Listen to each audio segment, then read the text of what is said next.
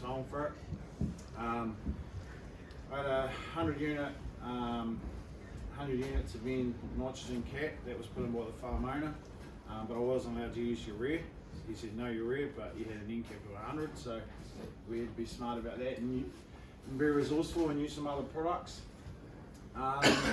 We did that for the first 1 or 2 years, and then we started using Rudy, and we changed to the what do you call your Black Max? We used Black Max at first. Yeah, Black Max. We used Black Max. We've tried a few other different things, and that was mixing pretty well. And then we changed to the.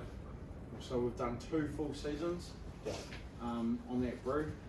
Bit of history about the farm. So prior to when I took over, it was bull beef for 4 years. There wasn't a fence on the farm that was standing. We had a $1.5 million cow shed sitting in the middle with that much brood shit on it. It had been run down. It was just cut and carry. Hadn't had any ferret put on it in the last 4 to 5 years. So as you can imagine, it was pretty mined out. That's just what we took on and what we had to deal with. Got quite a bit of advice from the start when releasing it, and people told me not to do it because of the state of the farm was in. But we've seen the bigger picture, and Rudy will go through what the fertility levels were when we kind of started and where they are now and what we've done. Had a best year this year for production.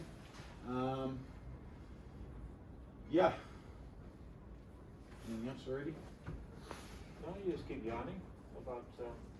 Yeah, so why we use Tow and Fert, I've got a few things here. First of all, we're running multiple farms, so we're a she milking another farm here and leasing that farm, and had a runoff, so I just didn't have time. I'm not lazy, but it's just like, just keep it simple, stupid, so paying a contractor to do it. So it's all on track and trace. I actually order the fert through Rudy as well. It's all made in a mix and it gets delivered on farm, and I just have to leave a tractor there and everything else is done. Yeah, so at Caleb's it's actually delivered in bulk, so we just put it in a bay, concrete bay. Yeah, 14 tonne at a time. Yeah, and we load it up with the tractor. The Tow and Fert has scales on it, so we know exactly what we're putting in, how many hectares we're doing, and where we go. Yeah. And then if we we've got 10 monitor paddocks, so that's something that I stipulated if we're going to do this. Like it's a wee bit left field.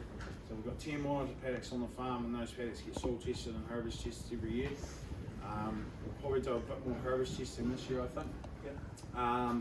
And then we did have trouble where sulphur levels are getting quite high, so we just adjusted the brew to suit what was happening with the pasture. And that worked pretty well, and then we've actually seen in our final soil test results our sulphur levels have actually dropped off quite a bit again, so maybe we need to put more in but less often. Well, that's like we did 5 applications of the mix, and then in the shoulder of the season we actually used urea. In hindsight, we probably should have used SOA instead of. I was probably trying to reduce my fert costs even more, because I was like, I'll put enough on, we're doing this, and just went to urea mix, but actually I needed to put some more sulphur on, so I should have been putting SOA on.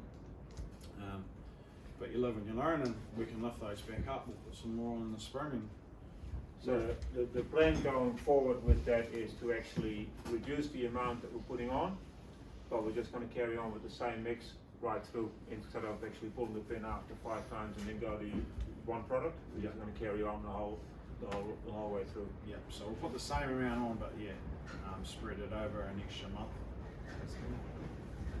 So, so this is the. Yeah. Okay. So these are the products that we're using in Caleb's case, but you'll find that this range of products is. Can anybody see that, or no. is that clear enough? I'm struggling to see it back there. Okay. Well, I can. I'll yell it out. So using urea with the salt, fulvic acid, MLP, mag sulfate, lime flour, sulfur 90, livestock minerals, and all the trace elements, DCP powder, and SOA. Now this is a standard product. This is what we're using, and it's pretty much in every mix we use. All right. So in Caleb's case, so every time we went around the farm, every time we did an application, these were the levels. So 15 units of N, 1 unit of phosphate, 2 units of K, 4 S, 16 of calcium, and 3 magnesium plus trace elements. So that's what's going on the farm every time we start at the Tow and Fert. That's what's happening. So so over the whole season, this is what we've applied. So 91 units of N, only 4.6 units of phosphate, 9K, 25S, 64 calcium, and 40 magnesium. So that's the standard what we've been putting on Caleb's farm. And this mix has maintained the fertility on Caleb's farm. So as opposed to 40 units of P, 4.6. And I'm not saying that this is right going forward. We don't know. We might have to increase it to 8 or 10 or maybe even more, but not 40. So at this stage, this has been happening for 2 years in a row. And you'll find in the next slide, you'll see that everything is just staying status quo.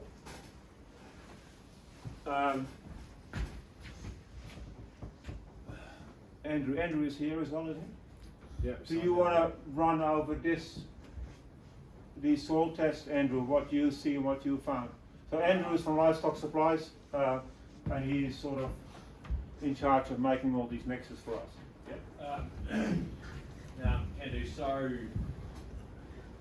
Probably a bit of a surprise to me how little went on to where the data ended up.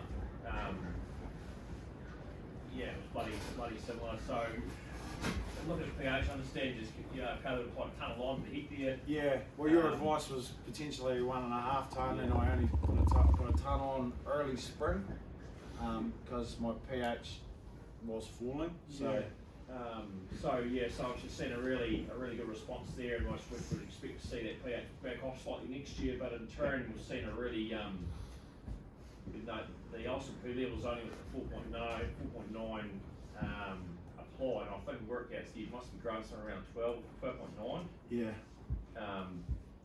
So bloody surprising, but a good result there. But what we have seen, obviously, with that calcium going in.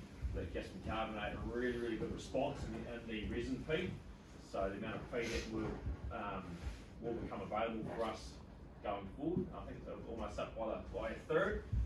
So yeah, really pleasing. Obviously sulphur's backed off slightly, but ironically with the elemental sulphur going in those blends, the organic sulphur, so again our sulphur that is going to become available has actually increased. Those being our anions, our cations, so potassium, calcium, magnesium, and sodium, have all increased. I think we actually increased the potassium a year or 2 years back. Out of an increased production, we actually saw a decline in potassium, so that was lifted by only like a couple of kilos per application of MOP. We've actually seen an increase there now. So yeah, potentially next year the base saturation percentage of 4.5? 4.54. Yeah. Yeah. So we'll probably be, I imagine we'll be looking to back potassium off for this coming year. But really good results. Surprising results even for ourselves. I think we're all surprised by what we're seeing here. And it's not just on this farm either, it's actually on multiple farms where we're seeing this happen. Yeah, so the I guess because the challenge with some of these, and I guess, is that, we come up with the blends, we rationalise them out of, a calculation of this standard sort of range for calculating, the granulated soluble P and rationalising back that to saying is it a slow release P, then is it in a liquid form, or is it soluble or is it non-soluble? So I think we've obviously got that about right. And it's surprising because do you know as far as past performance goes, Caleb, where you started and to I just know like the farm's just grown way more. But as I said, where the farms come from, like first year it was asleep, like it hadn't been rotationally grazed, like there was a lot of other things that grey. and that's why I want to be open and transparent about it. Like the farm's always going to be going like that naturally anyway, yeah, we're growing way more. And I honestly thought it would have dropped with the amount of grass Southland grew this year. I honestly thought it would have pulled back because we've just grown so much, but I'm wrong. So I think the other important thing to mention too is obviously this being soil data, that was, I mean, Regan sent me through some homage data that was taken as well, but for talking about the comparison between, you know, liquid, whatever, Tow and Fert versus granular, it's important we measure them the same, you know, it's important we, you know, I certainly feel probably if we took COVID samples, you know, maybe probably because we're putting on in a slurry liquid form, they're probably going to over-represent it slightly. So I think important for, you know, for you guys today that it's presented, you know, as soil data, because that's what your historic comparison is from. So these soil tests were taken in June, and the last application we done was probably February, March? February, March at the latest. Yeah, so there would have been at least a few months between the application of the mix before we took these samples. So there's, well, you wouldn't think there's any residue lying on top, I'm guessing. So another interesting point is that the Olsen P in 2019, so I think the previous season, the Olsen P was sitting at 15. So, but you guys have put on some RPI. Yeah, we put on a lot of RPI. Like I didn't really know where I was heading with this, and like went to balance and did all this stuff, and I was just like, man, you gotta like cake so much on to get this farm to crank. But I was like, I don't have the budget for that because we just leased the farm, bought another herd, we're maxed out, so we just put on the minimum that I could because we didn't know how the farm was going to go, so we didn't put a lot on. Some of that still could be coming through as well, being RPR, but we don't know. But yeah, it's come a long way from where it was. It's work in progress. Right, so here we're going to go through the total cost of what it has cost Caleb to do what he's doing. So if you want to... Yeah, so 37k looks like a big number, but what it is. It is a big number, but I'm worth 80 to 100 bucks an hour, and I don't know if I'd get my staff are capable of doing it. To put fert on, I've got to buy a machine, I've got to run it, and I've got to maintain it. So that's why I've gone down this track, and then I've got a track map subscription for proof of placement. I've got to have another tractor down there to load it, etc, etc. Fert cost, that's obviously up a bit. Everyone's fert cost is up, but the fert that I'm saving is paying for my application costs. So there's there's things that you can't really put value on, family time, all that sort of stuff, and that's why I'm still doing it. So all up, including application, it has cost Caleb $770 a hectare, and in that fertilizer cost there's produce, there is your trace elements, there is your actually $10,000 worth of fish in there as well. Yeah. So there's everything is in there. Yeah. So You know, including line, everything is in there, right? So you have to take that into account. we put a ton of the hectare on. Yeah. I split off as much as I could because we've got a runoff as well. There's 70 hectares up there, and we've kind of kept that traditional.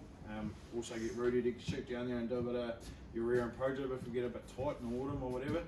But this year we're going to change to everything's going to be on the same mix. So when Rudy turns up, takes the F1 out of the tank, fills the tank up, shoots down to the runoff and does the same mix. So we're going to mirror what's happening on the dairy farm. So the way we're going to do that, because you're taking silage and all that as well on that block, so we're going to basically use it as a dairy. We're going to regard it as a dairy farm, as a dairy platform. So in between sort of cuts, we're just going to apply twice. We're just rotational. We just keep applying on the runoff as well. Although there's been no animals go in there, we're just going to keep that application going. Obviously, we've got it like. You take a cut of silage off, there's a lot of nutrients that have just left the farm, so we understand we've got to keep putting it on, but yeah, that's what we're going to do. All right. What's that? Gareth coming up shortly. Gareth. Is there any questions for Caleb? Anybody that has any queries or? I've got a question. Like we're running you're running the longer rounds, you're not applying the eight rounds. You're only doing 5. Is that Yeah, correct? well, Southland's usually pretty wet in August. We don't calve till the 14th of August. That's when we start calving. We're traditionally later because we're real heavy soils. So I'll start my application. So it'll be September, October, November, December, January, and then maybe one in February. And then, so what we're going to do is we're going to spread that out over the whole season this year. So there's no application in August at all. We usually do a bit of pro-jib if we get short, but that can go straight in with the mix. Yeah. So instead of paying a contractor $22 a hectare, yeah. So yeah, and then the other rounds, you know, at the end of the season is usually urea, but as Rudy said, we're going to change that, and same amount, but just lesser amounts and spread it over the whole season. Yeah, so he's going to apply the same amount of fertilizer, or we're looking at pulling back the nitrogen a bit next season, right? Because we believe we can, and there's a few other elements as well that we might actually either increase or decrease, whichever way the soil tests show us what to do, you know, and that way we'll just keep maintaining it. Have you regrassed a lot? Yep, so that's something else I should have said about the farm. Like, there's still like the old offal sheep holes in some of the paddocks. There hasn't been any regrassing done on that farm for probably a good 15 years. So as I said, the farm is always naturally going to be like this. So I've done 4 seasons and I've done 45% of the farm. Yeah. So there's a lot of other things at play as well. But yeah, 45% of the farm I've done. Also interesting on Caleb's place is that the Ols and P levels on some of those paddocks are just absolute red shit. Like it's just, you know, 10, 12, you know, just really low and still performing at this level. It's amazing. Yeah, we do quite a bit. Try and do as much aerating as I can with a spiked aerator and a deep traditional aerator. So you're quite wet. Just real heavy soils. We're not wet. We're just really heavy soils, though. Yeah, and when it does get wet, well, we've got no infrastructure. We have got infrastructure now. We've got a calving pad that was built last year, so that has helped. More area around, but yeah. Anything else? Right, Gareth, you're up. Oh. I know you love it, mate. You're not ready to go? G'day, I'm Gareth. Yeah. Yep. So do you just want to go over those details a little bit to Gareth, make sure that that's all sort of reasonably accurate?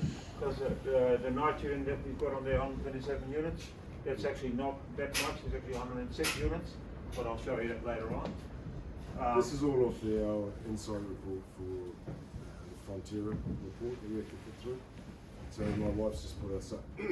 So just a little bit of history before we go back. So I'm an accidental farmer. I'm actually, I look after the farm. It's my wife's family farm. So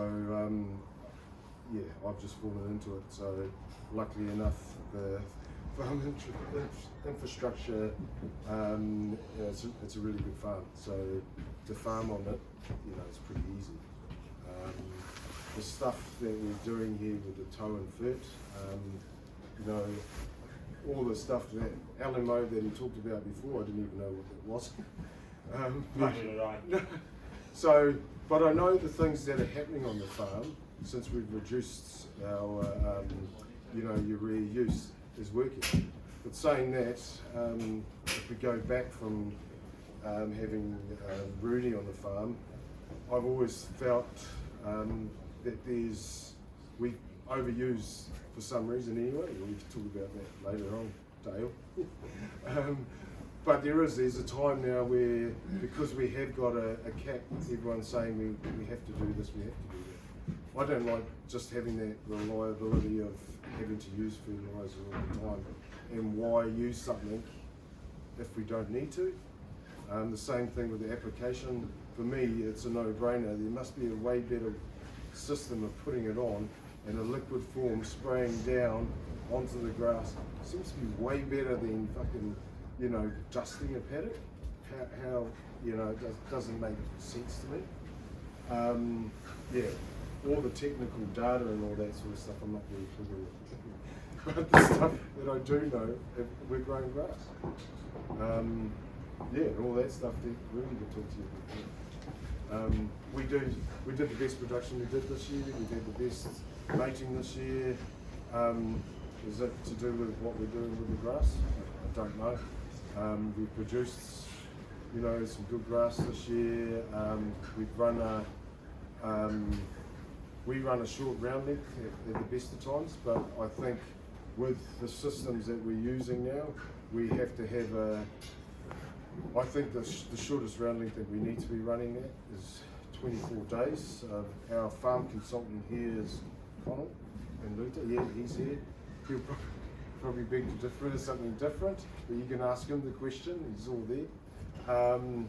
And at some point in time, I think it's maybe not the round length I'd like to look at. It's just where the grass, you know, that 2.5, 3 leaf stage where it needs to be at, so that we're producing the most efficient farm grass, cows and all that sort of stuff. Is that all I'm needed for? No, you're not done yet. Yeah. Connell, can you, have you seen a difference between, because you've been here for a few years doing your thing, have you seen a bit of a difference in what we're doing now and earlier on in regards to performance, gradation, all that sort of stuff? It's hard for me to say that I have. I'm only still learning about what Gareth's doing. It's not. I don't tell him everything. Yeah. So it's not really my area of expertise either, and so I'm still learning what he's actually doing in that. So it's hard to say. Like, you know, we've had seasonal differences as well. Last year was growth on most farms was down quite a lot.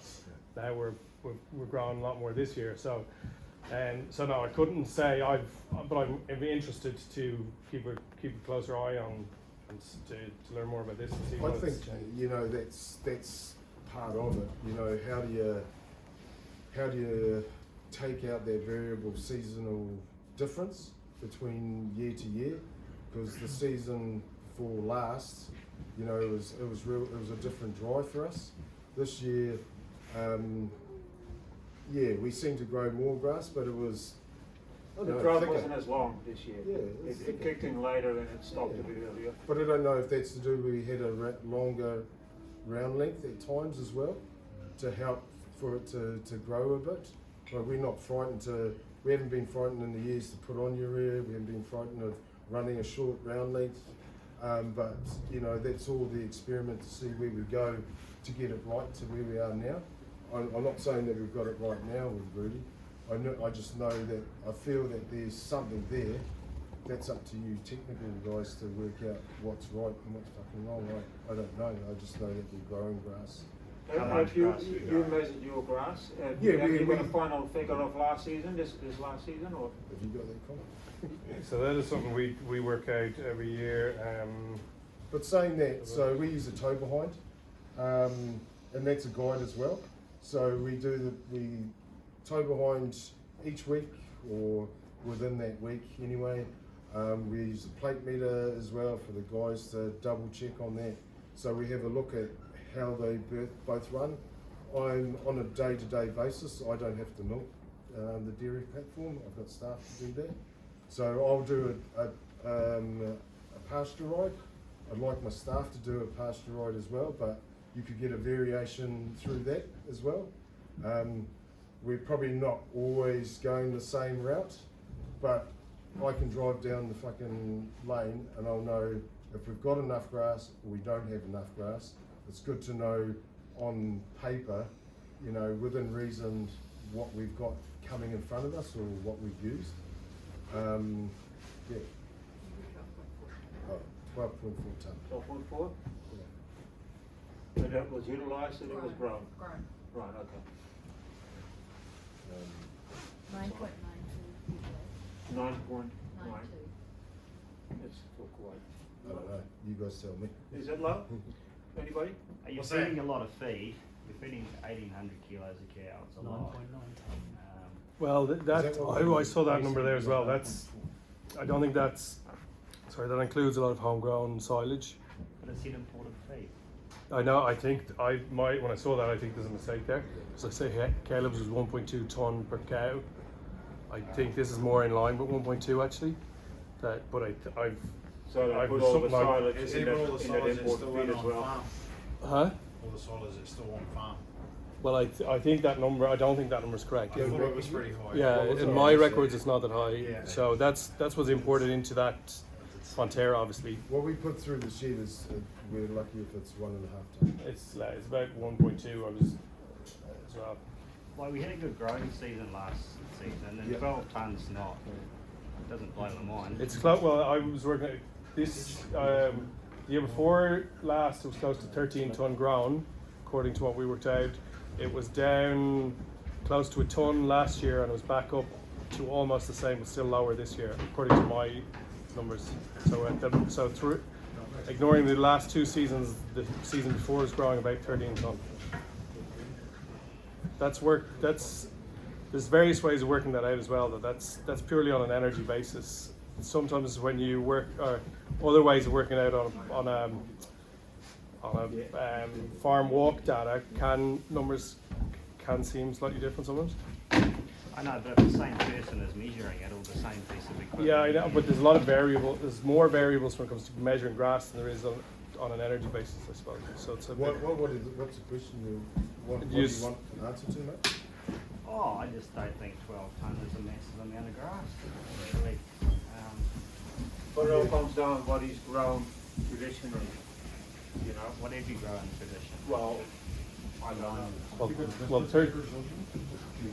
well, 13 would be about 13 ton would be about in the 6 or 7 years we've worked together. That would be about the upper range of that. But I then- suppose it's not always about how much grass you grow, that's how it's used. I think we're now starting to compare total different things, you know.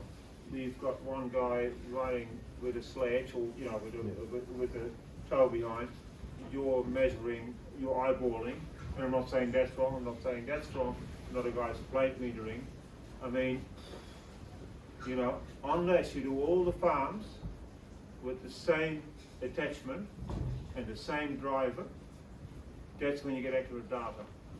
And there's no other way to get real accurate data. I'm guessing, you know, like I said, what you're doing is works for you, and you sort of know, oh well, this is what we're growing, this is what we're feeding. And for Gareth, it'll be totally different. Yeah, I get that. It will be different for me as well, you know. So that's a hard one to, yeah. Yeah, because and sometimes like we need to adjust our tow behind, but most of the time it's to get a figure that we're happy with, what we're looking at, so that we know what we're growing. But your cows will tell you. You know, like at the end of the day, if your cows were short, they'll probably will let you know. Yeah, it's not just that, it's also about the surplus that you're trying to Yeah. capture as well. Right, so this again is very similar mix. Certain quantities are different. So again, we got SOA, salt, lime flour, MLP, salt mix, sulfate, sulfur 90, fulvic acid, DCP, vitamin, and urea. So exactly the same mix, but some of these are different. So Gareth has only been putting on 12 units of nitrogen every round, and everything else is pretty much the same as what Caleb's was. We just put a little bit less nitrogen on, and that came through in the cost as well, because Gareth's costs were slightly lower than what Caleb's were. So that figured is we applied a couple more times at Gareth with the whole mix than we did at Caleb's. So these were the levels at Gareth. So 106 nitrogen, 4.5 phosphate, 13K, 47 sulfur, 59 calcium, 13 magnesium. So that's it. That's what we put on all seasons, right? Although the total cost for Gareth and the Donnelly trucks.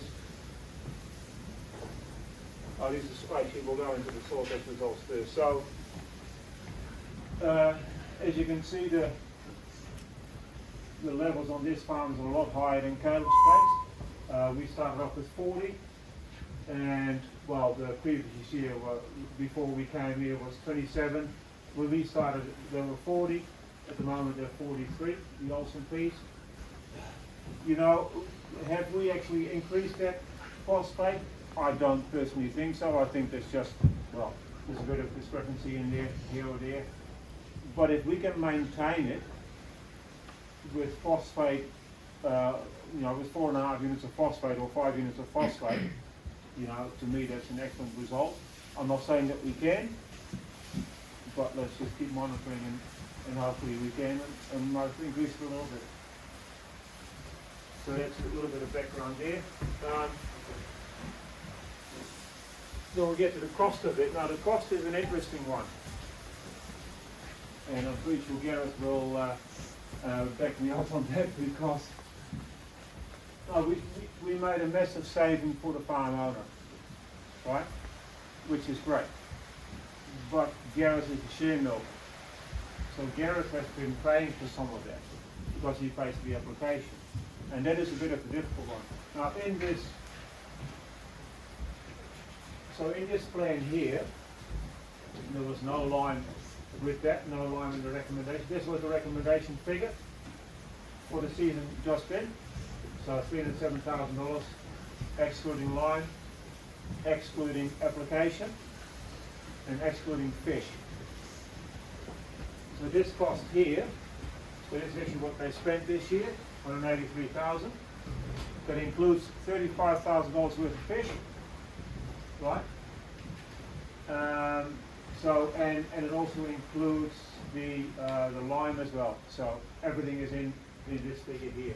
So again, massive saving for the farm owner, but for Gareth here, he had to pay that. So that's something that we, well, somehow have to work out, because in a way it's great to see that saving, but it's not so great to see your cost go up. So that's something we've got to work on. The total cost, $740 per hectare, including application, everything. So, and it's a fish, everything in there. So, yeah, is it a good result? Is that enough? You tell me. Most of that's the stuff that Rudy's all done. We did put a round of lime on through bulkies and all that sort of stuff. At the start of the season, was it? Yeah. What was recommended, but that was minimal. There wasn't a hell of a lot either, was it? Dale? Yeah, I can't remember what it was, but it was bugger all. Just to lift those levels, and that's probably the only difference. On the one with the salt test, are you not worried about the magnesium and the calcium?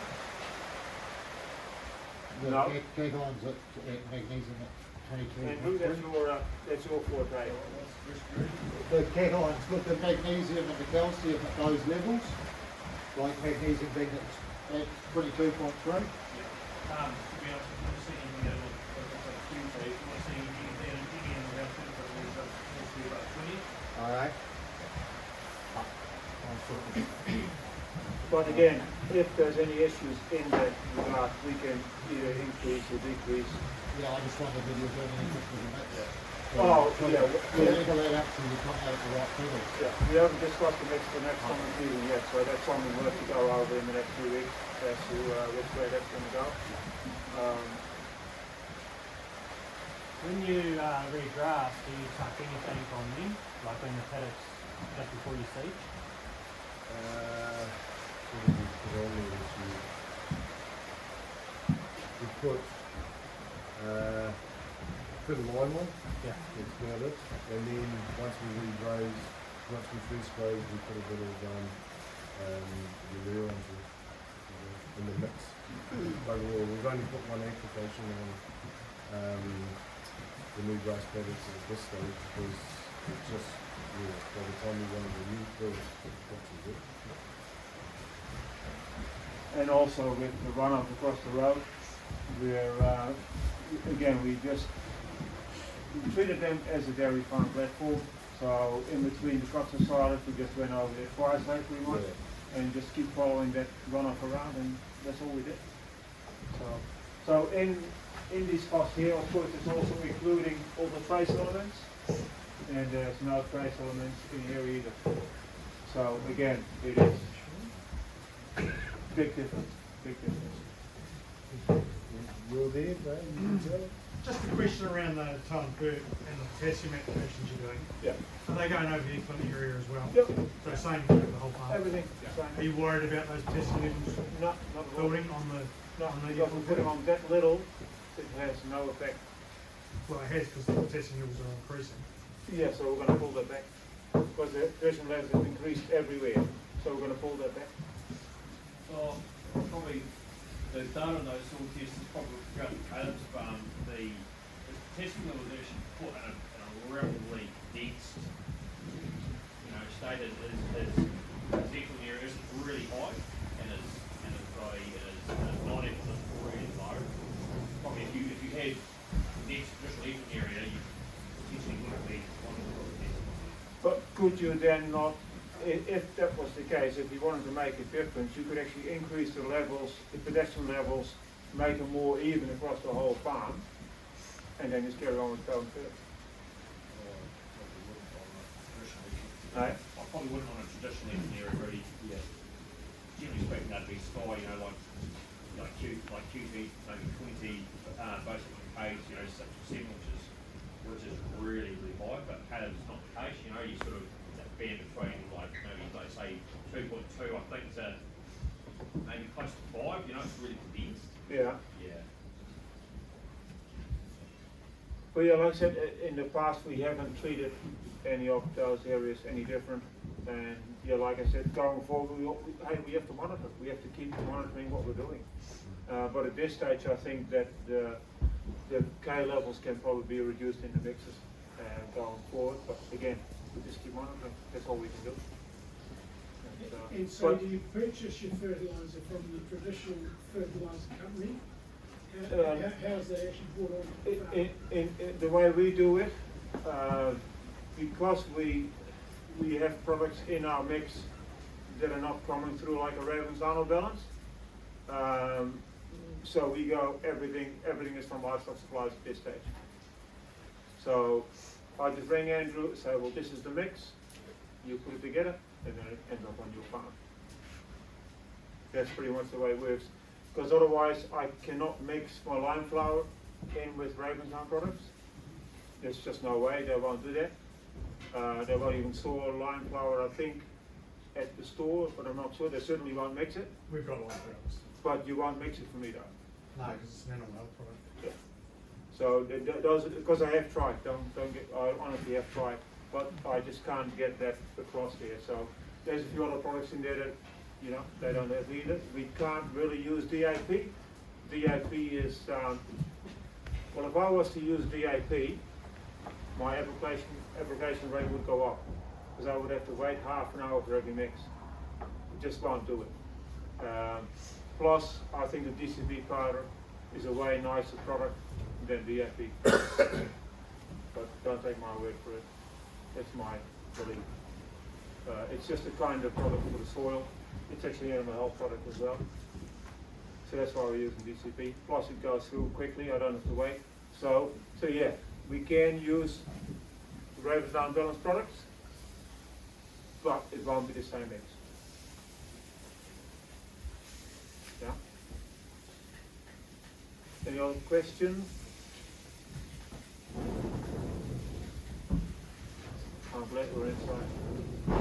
But it's quite good that you've turned up anyway, Dale, because it keeps everybody honest.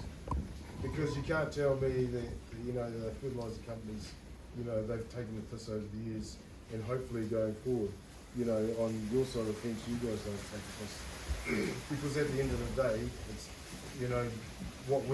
our costs need to come down. And so, for me, through Ravensdown, our product use has been coming down over the years, but it doesn't seem like it's been coming down because that was what it should be.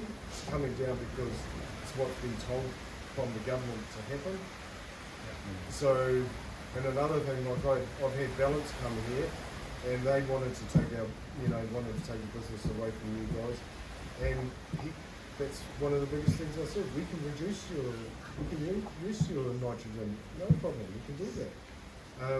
And then your clovers will go back. I'm like, well, why aren't you guys saying that fucking before this had happened? You know, that you should be thinking about this sort of stuff before this happens. So Dale, this is a question, and I'm honestly, I'm not trying to diss anybody because that's not really what we want to do. Well, it's open discussion. So why do you think, and I know it's still short notice, right? We've only been doing this for a very short time compared to what you guys have been doing over the last 50 years. But why do you think we are seeing the results we're seeing? Oh, I think, and we've seen this previous, like the stuff that we're doing is science-based. It's been proven for many, many years. And I've had a farm that has gone to an alternative source of their nutrients, and then after about 3 years, what happens is that nutrient actually starts to run out on the farm, and all of a sudden they come back, and then there's a huge cost to building it up. Now, I'm not saying that's going to happen here. I'm not saying, but I suppose for us as a company, if we want any science to expect what we're doing, then we won't last. And as Gareth said, we've been around for quite a few years, and so is South Google Gallants. You guys do have a monopoly program. Oh, yeah. And it's profit based, so. Yeah. But that's the thing. Like, if it's a farming community, you've got to all sort of work together as a team. At the end of the day, we're still buying a product. Because livestock supplies get to the farm. Oh yeah, you know, I'm still buying a yeah. product. I just applying it different.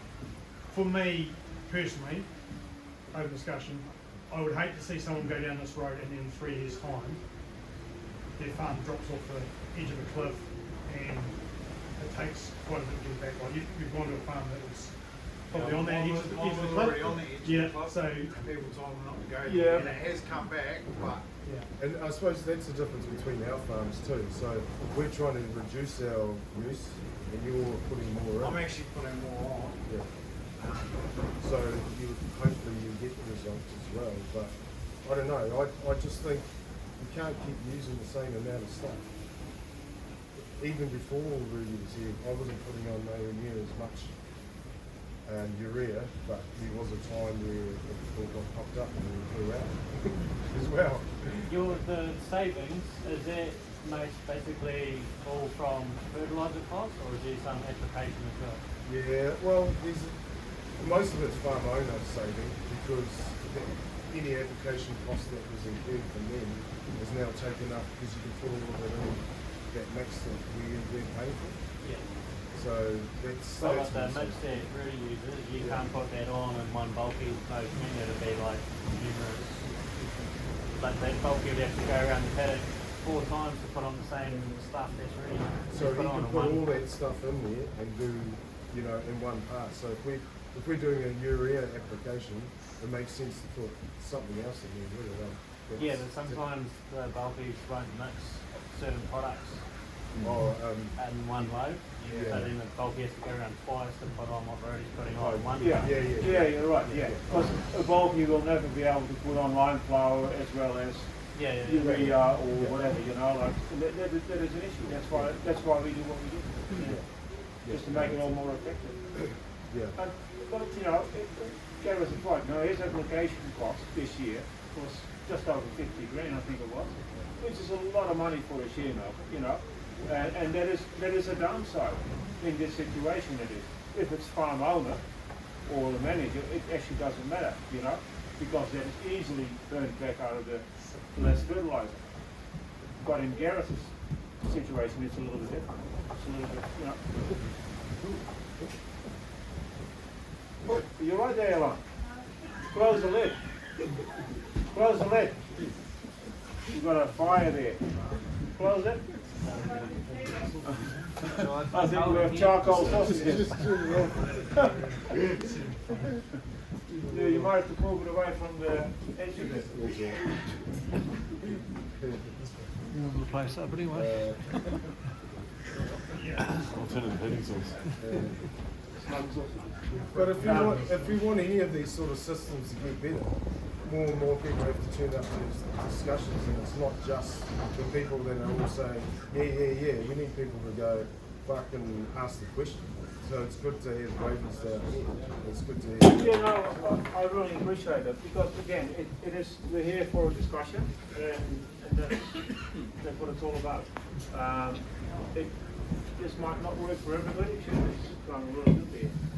You need water or something?